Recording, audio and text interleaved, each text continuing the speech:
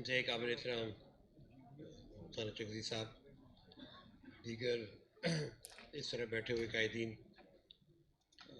مختلف شعبہ زندگی سے تعلق رکھنے والے میرے انتہائی قابل احترام ساتھی، پریس کے میرے دوست، میں سمجھتا ہوں کہ آج کی جو دو روزہ یہ کانفرنس ہے، نیشنل کانفرنس، یقیناً یہ موجودہ حالات میں اپنی ایک اہمیت رکھتی ہے۔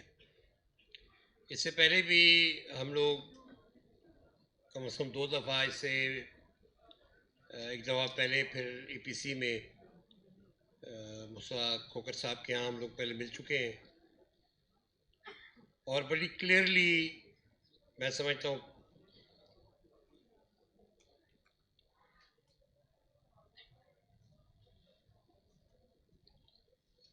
بڑی کلیئرلی ہم لوگوں نے جو قراردادیں منظور کی تھی وہ آپ کے سامنے بھی رکھیں۔ جہاں تک جی ڈی اے کی پوزیشن ہے وہ بڑی کلیئر ہے جی۔ گرینڈ ڈیموکریٹک الائنس بیسیکلی تو زیادہ ہم لوگ سندھ کے اندر ایکٹیو ہیں، 5 پارٹیز کا یہ الائنس ہے، اور ہم نے 2 الیکشنز 2018 کی اور 2024 کی اکٹھی لڑی، اور 2024 کی الیکشن کے بارے میں جو خیالات ہیں جو کہ یہاں پہ کہے گئے، ہم میرے خیال میں تھوڑا سا اور آگے ہیں اس سارے عمل میں۔ ہم 2024 کی الیکشن کو کسی طور پہ تسلیم نہیں کرتے۔ ہم سمجھتے ہیں کہ ایک بوگس اور ریگڈ پارلیمنٹ کریٹ کی گئی 2024 کی الیکشن کے اندر، اور جی ڈی اے واحد الائنس ہے جو کہ ابھی تک پارلیمنٹ میں انہوں نے پارٹیسپیٹ نہیں کیا، گو کہ ہم یہ سمجھتے ہیں کہ ٹوکن ہی ہماری طرف سے، کیونکہ ہمارے صرف 3 ممبران الیکٹ ہونے دیے گئے، حالانکہ میں سمجھتا ہوں کہ اس سے زیادہ تعداد ہونی چاہیے تھی، لیکن جو ہمارے 3 بندے پروونشل اسمبلی میں الیکٹ ہوئے انہوں نے آج تک حلف نہیں اٹھایا، اور حلف باقی جماعتیں میں ان کی پالیسیز پہ کوئی تنقید نہیں کرنا چاہ رہا، لیکن یہ ہے کہ جو بھی پارلیمنٹ میں گئے انہوں نے پارلیمنٹ میں اپنا کردار یقیناً ادا کر رہے ہیں وہ، لیکن ہم نے یہ فیصلہ کیا کہ ہم اس پارلیمنٹ کا حصہ نہیں بنیں گے،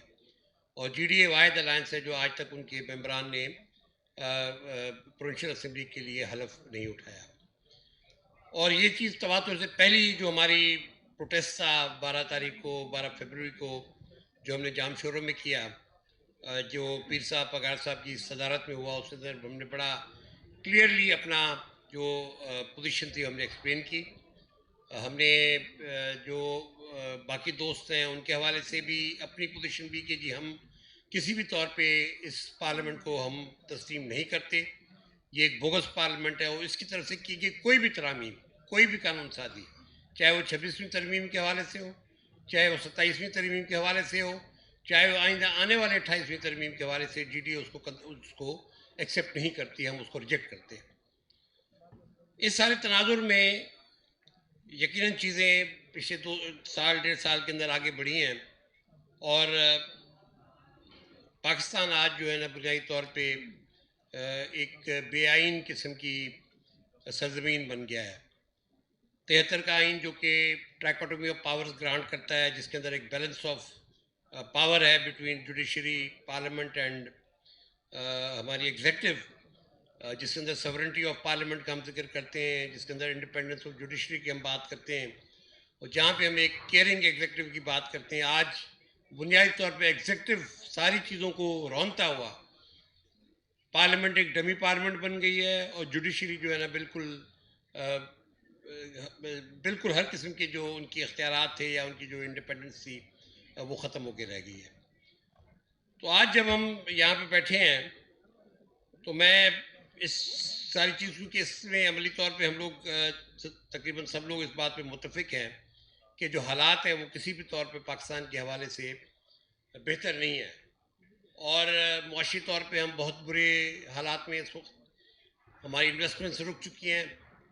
ہمارے جو 14 ارب ڈالر کے جس کی ہم بات کرتے ہیں کہ جو 16 ارب ڈالر کے جو ہمارے ذخائر ہیں وہ سارے کے سارے بوروڈ منی ہیں، کچھ چائنا کی ہیں، کچھ یو اے کی ہیں، کچھ سعودی عرب کی ہیں، کچھ شاید قطر کی ہیں، کچھ شاید بحرین کی ہیں،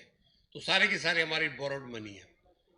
آج ہم جو ہے نا ایک شدید قسم کی ٹیکس کے بحران میں، جہاں پہ ہم ٹیکس کلیکٹ نہیں کر سکتے، ہمارے اخراجات بہت زیادہ ہیں، ہماری جو آمدنی وہ کم ہو چکی ہے،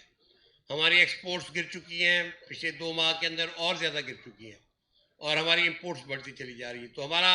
جو ٹوئن ڈیفیسٹس ہے کرنٹ اکاؤنٹ کا اور ڈومیسٹک ڈیفیسٹ جو ہمارا ہے، وہ دونوں جو ہے نا آسمانوں پہ جا رہے ہیں. اور میں نہیں سمجھتا کہ کسی بھی صورت میں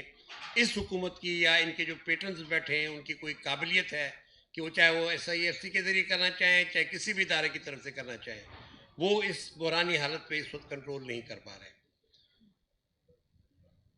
اب یہاں پہ یقیناً میں سمجھتا ہوں کہ جو بنیادی بات ہے وہ جو کہ ہمارے بہت سے PTI کے دوست یہاں بیٹھے ہیں، اور ان کے یقیناً میں ان کی خواہشات کا احترام بھی کرتا ہوں، اور سمجھتا ہوں کہ یہ ساری کی ساری کیونکہ کانفرنس PTI کی ایک بڑی تعداد، اس کے اندر تحریک تحفظ آئین پاکستان بھی جو بنی ہے اس کے اندر بڑی جماعت PTI ہے. میں اس سارے عمل کو جو ہے نا، میں اگر گزشتہ دنوں میں دیکھیں، ہم اس وقت ذرا ابھی نوجوانی کی عالم میں تھے، اب کافی عمر بھی گزر چکی ہے، لیکن میں نے ہمیشہ یہ جو حالات ہیں آج کے جو پیدا ہوئے خاص طور پہ PTI کے ساتھ 2024 کی الیکشن کے بعد خان صاحب کے ساتھ، میں اس کو بالکل سنونمس سمجھتا ہوں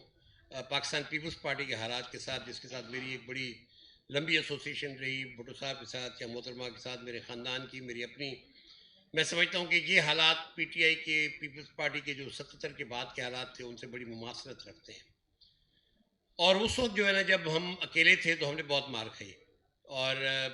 شہید ذوالفقار علی بھٹو کو شہید کیا گیا. بہت سے شاید دوستوں کے حوالے سے کوئی مسگیونگز بھی ہوں ان کے بارے میں، لیکن میں سمجھتا ہوں کہ بھٹو صاحب ایک جینیون نیشنلسٹ تھے جنہوں نے اس ملک کو، اس قوم کو بہت کچھ دیا. انہوں نے قربانی بھی دی اپنی، اور یہاں پہ بات ذکر بھی چلا کہ جی انہوں نے کمپرومائز نہیں کیا اور انہوں نے اپنی جان دینا پسند کی. غالباً خان صاحب اسی پوزیشن میں ہیں. جب آپ بات کرتے ہیں یہاں پہ بہت سے دوستوں کی رہائی کی، کیونکہ یہ کلیدی بات ہے، اس لیے میں اس پہ میں کو کہ PTI کا نہیں ہوں، لیکن میں اس لیے روشنی ڈال رہا ہوں اس پہ کہ بہت سے دوست جب یہ بات کرتے ہیں کہ جی ہمیں خان صاحب کی رہائی کے بارے میں بتائیں. ہماری بہن لیڈی خاتون یہاں سے 2-3 دفعہ اٹھی، انہوں نے بات بھی کرنے کی کوشش کی کہ ہمیں اس کے بارے میں بتائیں. تو میں سمجھتا ہوں کہ اس کے بارے میں میں شاید اگر کچھ مجھے اجازت دیں تو میں ذرا تھوڑی کھل کے بات کروں. خان صاحب نے اپنا جو مستقبل ہے وہ ڈٹرمن کر لیا ہے کہ جی انہوں نے کسی بھی طور پہ کمپرومائز نہیں کرنا. اگر انہوں نے کمپرومائز نہیں کرنا تو آپ کس طرح سمجھتے ہیں کہ یہ جو قوتیں طاقتیں جو ان کو اندر رکھ کے بیٹھی ہوں ان کو چھوڑیں گی؟ کیوں چھوڑیں گی؟ بھٹو صاحب کے وقت شاید حالات اس قسم کے تھے جہاں ان کو پھانسی دے دی گئی اور ان سے جان چھڑا لی گئی. شاید آج وہ حالات نہیں ہیں. جب وہ حالات نہیں ہیں تو میں سمجھتا ہوں کہ بہت حوالے سے جب ہم اس بات کی، کیونکہ یہ ایک بڑی امپورٹنٹ ڈیسیجن ہوگی کہ جی خان صاحب کے حوالے سے PTI کے جو نان PTI دوست ہیں، میں یہ کہہ رہا ہوں جو کہ PTI کے اندر شامل نہیں ہے، PTI کے باہر ہے، انہوں نے کیا اسٹینڈ لینا ہے. ذاتی طور پہ اگر آپ مجھ سے پوچھیں تو میں تو ان کا مداح رہا ہوں. جی میں ایکسن کالج میں ان کا، وہ میرے سینئر بھی تھے، اور میں ان کو جینیونلی کیونکہ میری کرکٹ بھی مجھے بہت شوق ہے، تو میں ان کا ویسے جو ہے نا کرکٹ کے کپتان کی حیثیت میں ان کا مداح ہوں. تو میں تو ذاتی طور پہ ان کا مداح ہوں. GDA بڑی کلیئرلی پوزیشن، اگر آپ کو یاد ہوگا جس 12 فروری کی جو میں بات کر رہا ہوں، تو GDA نے بڑی کلیئر پوزیشن، پیر صاحب نے اس حد تک بھی کہہ دیا تھا کہ جی اگر خان صاحب پہ کوئی کرپشن کے الزامات ہیں، اور اگر خان صاحب کی کرپشن کی اس بیرومیٹر کو لیا جائے، اگر وہ کرپٹ ہیں تو پھر ہم شاید سارے اس کرپشن کی اس کے اندر ایمبٹ کے اندر آ جاتے ہیں. تو میں سمجھتا ہوں کہ اس حوالے سے بھی ہم لوگ کلیئر ہیں. لیکن اب یہ ایک بہت امپورٹنٹ چیز ہے جس چیز کو ہمیں اب دینا ہے، اور میں سمجھتا ہوں کہ